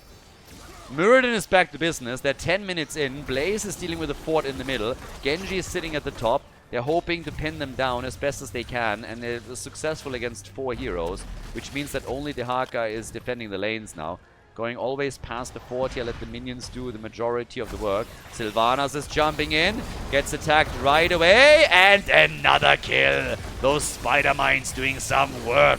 Garrosh about to fall though, but the jet propulsion. Sylvanas down, Garrosh down. Rega on the run, the doggy trying to get away as Muradin gets attacked too. Sergeant Hammer in the bunker. Tassadar a little bit isolated. Isolated himself with that last wall. Dead inside, is dead on the outside as well. And it seems like Danazovsky will fall too, but Genji is still pushing the top. All of the forts have been destroyed. No way. Brightwing makes it out. Not bad. 16.5 now. And we get the Giant Killer again on level 16 for Sergeant Hammer. So they're still attacking down at the bottom of the map, hoping to take maybe a tower or 2 down. But the blue team is now in a fantastic spot when we're talking about structures. All of the forts have been destroyed, some of the walls have been opened up too. So yeah, work is being done here. Now, with the next seat, or the next tribute coming up, names are overrated, have a chance to get a curse for themselves as well, of course. 37,000 damage now for Sergeant Hammer, 30,000 for Tassadar. Muradin has been blown to pieces 3 times already. And the latest talent picked up by Sergeant Hammer is definitely not going to make this any easier. I'm personally really curious how this will play out once level 20 hits. Because again, that maximum armor reduction of -50 is bonkers. Muradin could die so quickly if all of that connects. It makes you incredibly vulnerable. Maybe they can pull that out. By the way, Tassadar with a Psychic Shock now. And we also got feedback here. So he's fully speccing into the Sonic Storm here. Not making any deviations on 13 and 16 as we oftentimes see. But just going for full-on synergy on this. Massive amount of damage and quick damage that he can of course now do with those storms here. Genji already jumping in. Yeah, rest of the team comes through. And the Haka still dragging Siege Giants in at the bottom of the map. A little bit more damage on the keep, but they're still fine. This is the big one. The seed that spawns up at the top. Still a 1 level advantage for DDX. Genji is the one to move over and take the minion wave out quickly. Lock in the extra experience for the blue team. But it's all about the tribute that is now spawning on the left. So, yeah, off we go again. Bunker very, very early already being used. Genji jumping into the back line. Trying to do some damage here and completing his level 4 quest too. Sergeant Hammer. Ah, that was a great connect. That's an amazing double kill. That double kill was worth a lot. Taking Hammer out and Brightwing was absolutely massive, and this is a curse. That situation is perfect. Not only do you get a double kill against your opponent, but at the same time you're also working in the curse. You can see them go for that fort, for the keep immediately. Perfect kills, and this could backfire massively for DDX. DDX is trying to stay alive here. A lick on Garrosh, and he is gone. Couldn't do anything. And the red team might actually try to go for the core here and just end it all with this one little move. It's 12 seconds for Sergeant Hammer. Blaze, another staggered death against the blue team. Lopaka survives. Sergeant Hammer is back in 4. This is not looking good. Names are overrated. They're about to win the game here. Nicely done. Sergeant Hammer comes back too late. The core goes down. And we are going to game number 5. Nicely done. GG. Names are overrated with a win.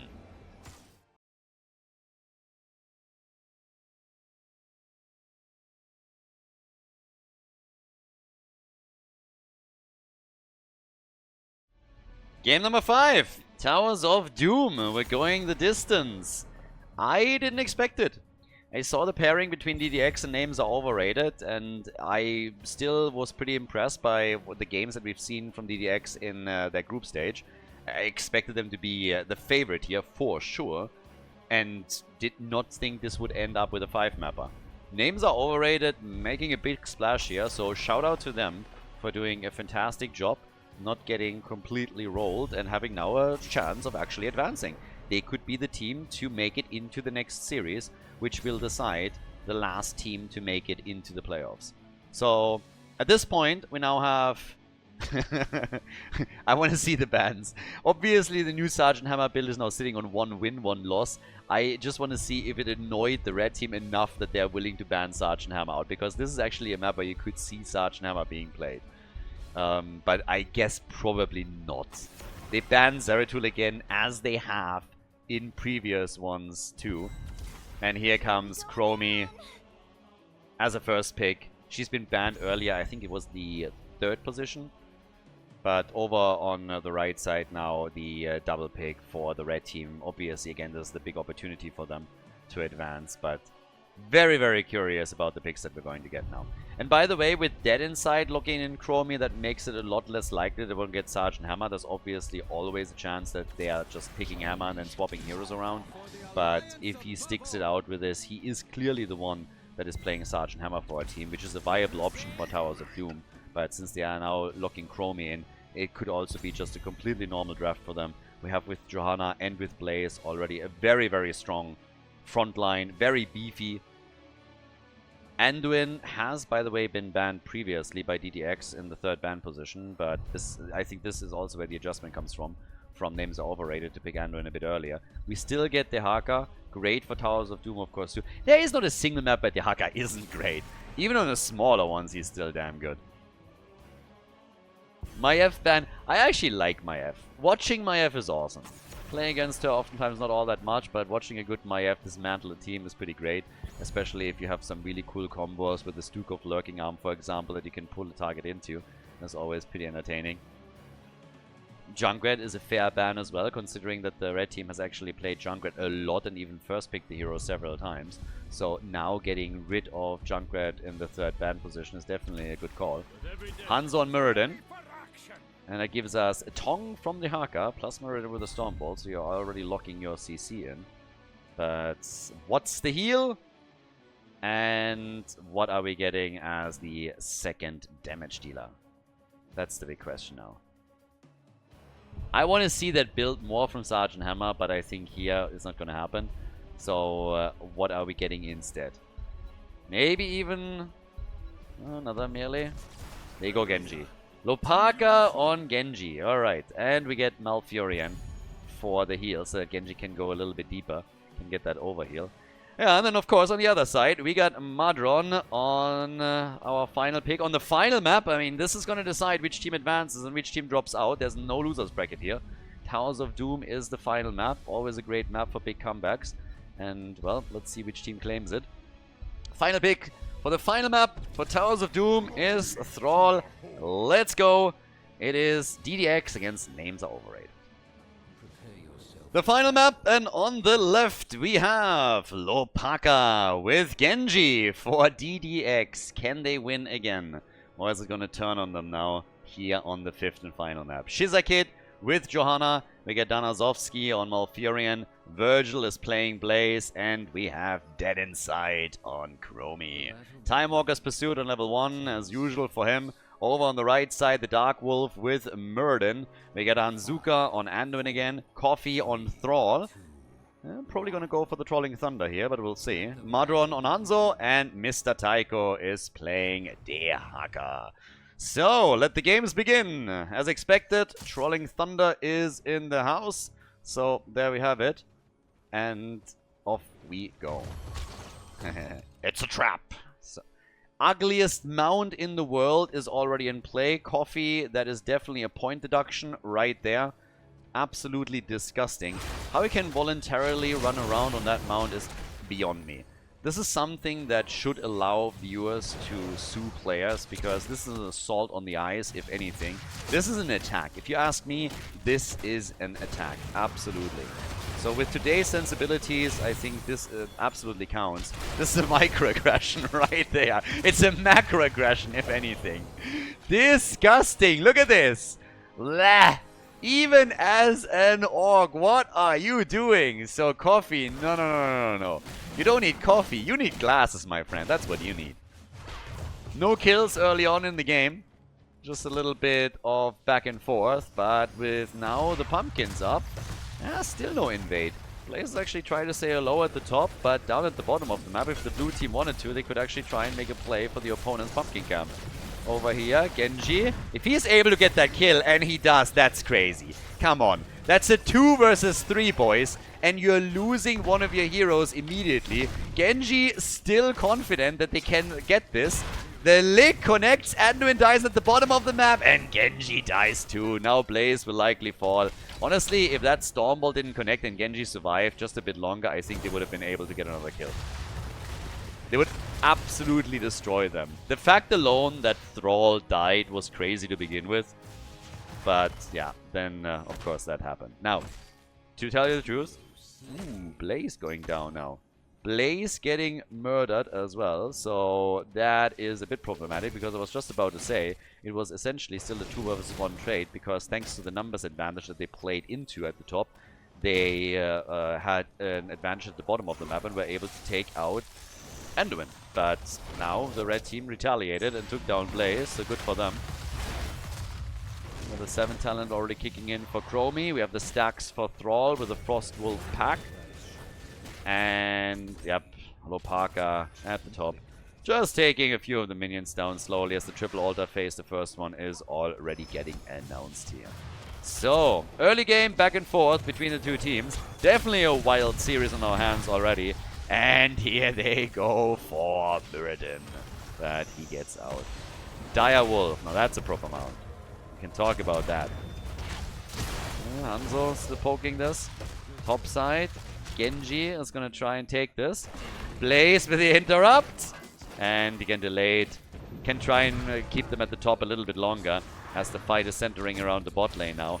Anduin is saying hello, throws a little bit of light at Malfurion, and he is so disturbed by it that he immediately is like and takes the channel again. And Genji gets claimed at the top. He dies, but they are still able to get the second altar, so I guess at the end of the day it was worth it. And down at the bottom of the map, yeah, still poking this a little bit. Finally, the Haka able to channel the altar through too. But it is a 2-for-1 trade in favor of the blue team. So, a slight advantage for them right now. Nothing to write home about, but again, it's definitely getting there. So, as it stands now, we got for Jojo Conviction on level 7. Absolutely awesome talent, by the way. Like, that one is just great for getting out of fights, getting into fights, engaging, chasing someone down. Lots of utility that is added with it. Very, very fun talent to play with. Yeah, Madron down here, still poking too. Muradin again with Skullcracker. Probably one of the more annoying talents that he could go up against. And look at that! They're actually trying to take that camp away. Get sniffed out and they're getting poked. But since we have 2 heroes sitting at the top side trying to get a camp here, I don't think that they can actually fight into this, especially with Yahaka already orientating himself towards the middle. So if need be, he wouldn't even have to use his own global, but could have just simply moved down there and turned this into an even bigger fight. So each team gets a pumpkin camp. Good news for the blue team is that they were able to get the connects with the pumpkins up at the top. Whereas down here, they've been defeated very quickly. So when you're thinking about it, you could maybe even chalk that up as a positive for the blue team. Just simply considering that at this situation in time, it was a pretty good structural or strategic move, given that they did structural damage at the top and the red team didn't. With the camp. Now, with level 7 talents, we also have again the Feeding Frenzy. Gambit talent for Dehaka, of course. And the altar is this time a single altar at the bot lane, which everybody is immediately fighting for. They camp. Seems like Muradin is willing to die for this. Nearly, at least. They take the camp. So they got the pumpkins. Muradin is still low. He's still gonna die. There's the jet propulsion connect. And he's gone. Great stun. Pumpkins, obviously, also doing a bit of work. And that leaves the Haka in the dust. They go for Thrall. And damn that timing. Anduin just saved his green butt right there. That timing was absolutely beautiful. One more auto attack basically would have eliminated him. We have level 10 abilities. Here comes the channel. 4 more shots fired. And that leaves DDX in a prime position. The X strike on Anduin just murders him. No chance for him. Anduin goes down. 5 kills, 2-4. Of course, the heroic abilities for names are overrated are now forcing DDX back a little bit. We get Dragon's Arrow this time, and also Sundering for Thrall. All the way up at the top, we're getting still our 1v1 between Virgil and Mr. Tycho. And down at the bottom of the map, I mean, again, still the blue team. Kinda in the driver's seat. They've been pushing most of the fight so far. Not that it's necessarily going to help them win the game. We've seen too many turnarounds in this series already, where a team was ahead and was very quickly shown that they can't yet celebrate. But they have a bit of an advantage now. They're pulling ahead on the core. They're pulling ahead a little bit in kills and experience. All just in the smaller margins, but obviously it adds up and counts. Genji still zipping away here once again. And with that, we now have another attempt by Lopaka to intercept if anybody is starting to move in here, because the blue team is now trying to get their camp. Blaze gets attacked. Lopaka still hiding, doesn't even show himself. Blaze is also buying time for the team, and they're grabbing it. They're getting their own camp, and now we have a single altar down at the bottom of the map that the two teams will start fighting for again. 15,000 damage for Hanzo. Chromie, she's currently the top gnome in the top fake dragon in the game with 20,000 damage. The Haka tunneling back in. Ah, the arrow! And it connects with the backline. Nice! But no follow-up. Instead, what we're seeing is the Haka getting killed for his troubles. They try to go for Anduin. Desperate prayer by him, and apparently somebody listened, because he made it out. They want that bell tower. It gets pinged hard as they're attempting to push for it so that they get more shots fired from that altar at the bottom that they think they're going to get for sure. They want Muradin, but they can't get him because Anduin, killjoy that he is pulling the target back out. And I think right now with the Haka back on the map, the team around Shizakid is realizing that they need to channel this and they won't be able to fire 5 shots. So they take the 4. They have level 13 talents now, but this is 6 kills to 4, half level lead, and they're getting further and further ahead with core points. Now, late game is everything. I keep saying it, but we keep also seeing it in the games on Towers of Doom. It gets proven over and over again. Late game power is all that you need. And this kill, for example, the beeline straight from Malfurion, perfectly executed, removes the healer from the blue team and puts the red team into a great position to continue the fight. But of course, everybody that we're seeing from DDX is now just trying to get out of the battle, as they have to. Level 13 talents are now available for both. And the pumpkins this time are connecting on the blue team side, taking one of the towers down, eliminating the gate. Jojo still doing a bit of extra damage as long as she has the cooldown ready. Eats also the stun, sundering everything on Chromie, but she gets out. That was a lot of ults that they just used to try and get a kill here. The timing was a little bit off to connect with Johanna. She still had her Iron Skin active. I don't think they were intentionally aiming for Chromie, at least initially, but then they saw an opportunity and wanted to follow up with Sundering. But they couldn't get anything big out of it, and now it's of course a 5 versus 5 again, and that means the red team is immediately on the back foot. Their opponents willing to push, willing to fight. The Haka with more value that he's attempting to get for them at the top. But now a double altar is coming up. This is a chance for DDX to push them even lower here. And for names are overrated, it could nearly equalize the situation if they channel both. Seems like the bot lane is what the major fight is going to center around. Actually, Jojo wants to get the interrupt and doesn't get it. No, the channel is there. Channel is there. Red team goes for a sneaky one. Dehaka, yeah, is a bit low, but still fine. Light bomb engage. A defense attempt here through it. X-Strike is in. Bunk on the ground. And they get Genji stun locked into oblivion. But they might lose some of their heroes too. Thrall is low. Muradin was not looking too good either. Had Avatar just at the perfect moment in time. Blaze, does he get a jet propulsion that he could use to turn the fight around against them? He's gonna try, I guess. The cooldown isn't back yet. And Blaze is about to fall to Thrall. And there's the kill. There's the channel from the Haka. Names are overrated. With the shots fired, they got both of the altars. And now it's 24 points on the core to 28. That stun lock on Genji was what won them the fight.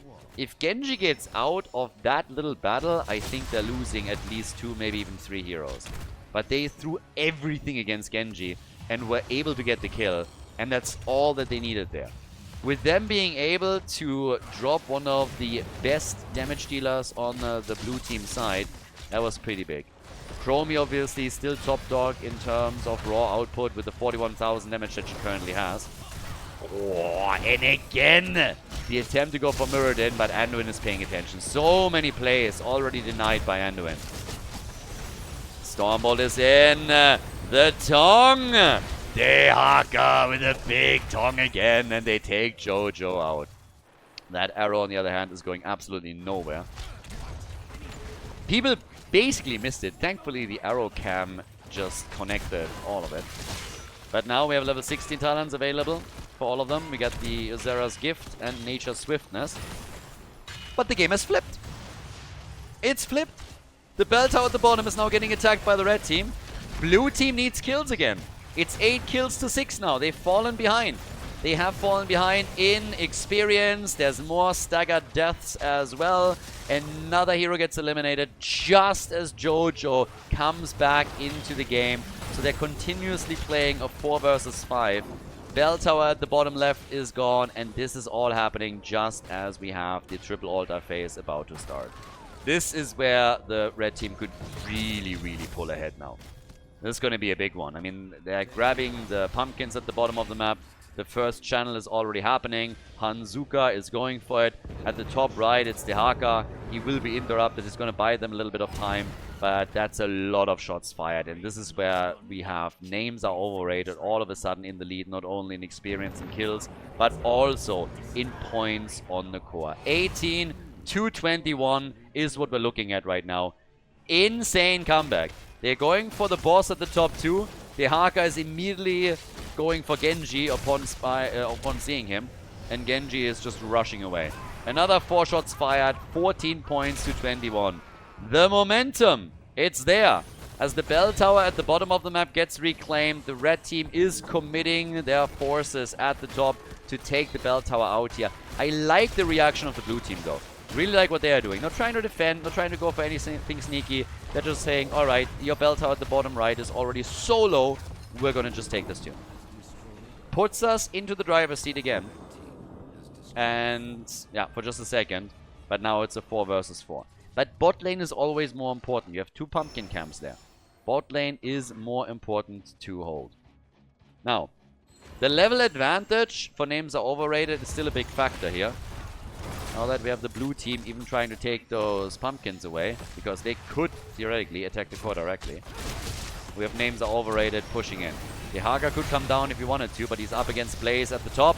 Once again, Avatar is being used. Hanzuka has now a double pull with Anduin and is utilizing that the entire time. So DDX is not going to get that pumpkin camp. Names are overrated, is grabbing it. And at the top left, we have Mr. Taigo still protecting that bell tower. Same as the blue team does down at the bottom of the map, of course. Which now could lead to 4 shots fired from each team. We have a top left, top right situation going on with the altars. This is, by the way, the one rotation that I really dislike in the game, absolutely. It should, if it's a double altar, it should be in the middle of the map, or a vertical one, but this horizontal top left, top right never really leads to any big fights, or very rarely. It's just an exchange. Each team takes one, and it might as well not happen. If instead we had again a rotation with an altar here and one down at the bottom of the map, all of a sudden we're talking fights. Even if it's just an exchange at the end of the day, but that's where you see actual battles happening. So this is something that could be changed so easily on Towers of Doom, make the map even more dynamic and interesting. Level 20 talents are available. For names are overrated. We talked about the experience lead that they had earlier.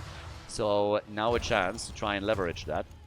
Boss, by the way, not up for another 2 minutes and 40 seconds. So it's not like they can do anything with their storm talents around the boss. But maybe they can go for another structure, retake the bottom right, for example. So far they haven't really done trying that. A little bit of a battle here. I'm actually surprised that the blue team is willing to take that fight in the first place. But Dehaka is about to fall. They get him. They take Dehaka down. He has lost all of the Gambit stacks, and that was a level 16 versus level 20 talent fight. So the blue team is showing some signs of life here. They take a battle where they are from the beginning at a bit of a disadvantage and are able to leverage the superior position and take it. So now with a single altar at the bottom of the map, this should be a free channel for them. Very unlikely that the red team is even making a move for it. If anything, they're going to try and retake that bell tower here, but making their way to that bottom altar, that position is so tricky for them to reach because of that bell tower conversion here on the right side, that I don't think they're going to do it. With level 20, we now also have Blinded by the Light for Johanna, and we get the living weapon as well. Cooldown reduction, always amazing. Cooldown reduction is just king in most cases. Genji is at the top now. He wants that bell tower, but the channel is happening way before that's a thing. So now the 4 shots are fired, and we find ourselves in a situation where we have 10 points against 13 on the core. DDX, they could turn us around. The last few minutes didn't look good for them. It was the red team that dominated most of the moves on the map. But now, with the last few plays, this has changed. The bell tower at the bot lane has been retaken. Genji is still working on the top. But eventually they're going to claim this one too, before the next altar phase comes up. Anything else would shock me. If they have to send a second hero topside, they will do that. So now it's all about the next altars in the fight around them. We have a double altar phase at the bottom of the map, the vertical one that we talked about earlier. So at the top side, Blaze is still not doing anything here. Dehaka could theoretically maintain the tower position for them.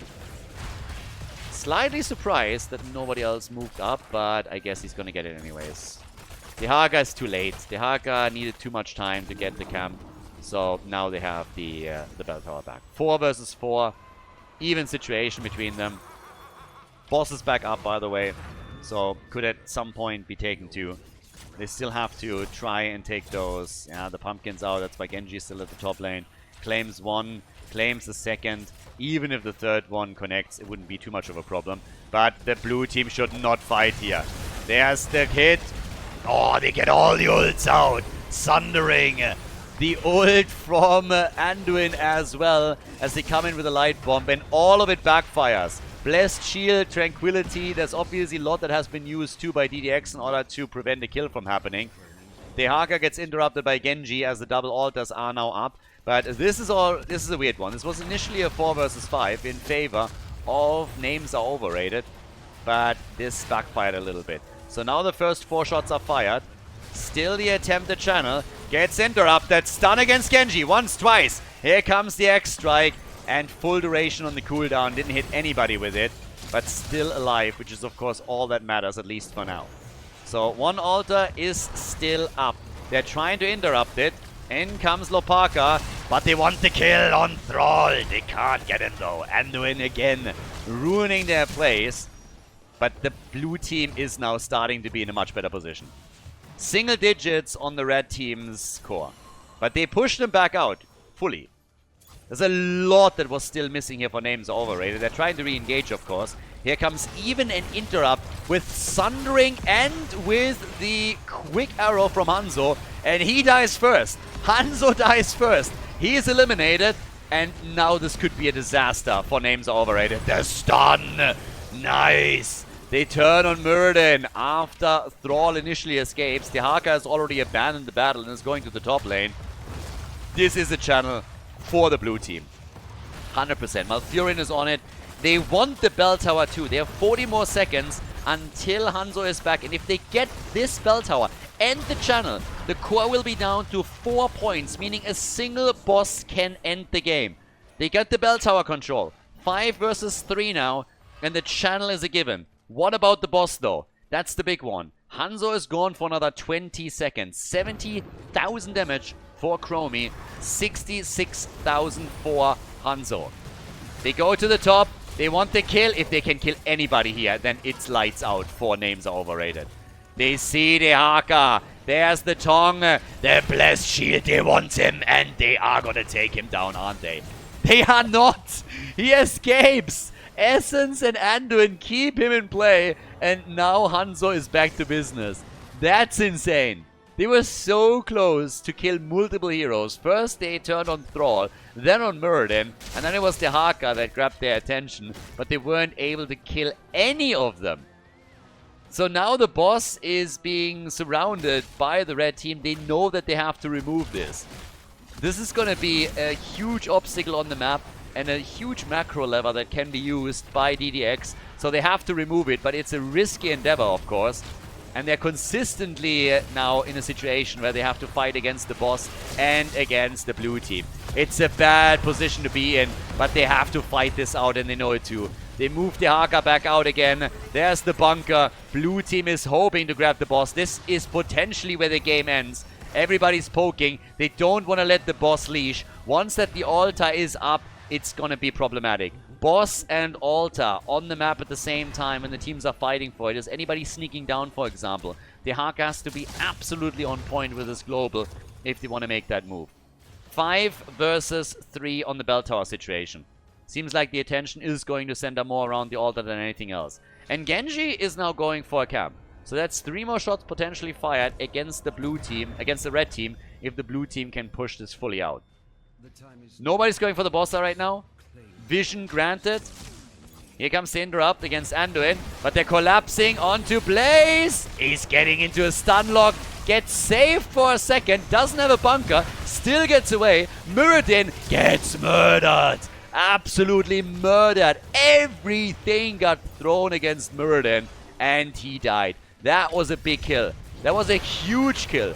Muradin going down here was absolutely massive. Blaze was the one that they really wanted initially, and then it turned on Muradin, and he pulled all the registers, could still not survive, and gets killed. Now Anduin is down. This is the beginning of the end. They go for Anduin, they go for Hanzo, and he's about to fall. Chromie with the final blow, and that is game. The channel is already happening. It's a hit. The Pumpkins made it through to 1 point on the core, down to 0. Names are overrated, eliminated from the tournament, and DDX advances to the next round. GG.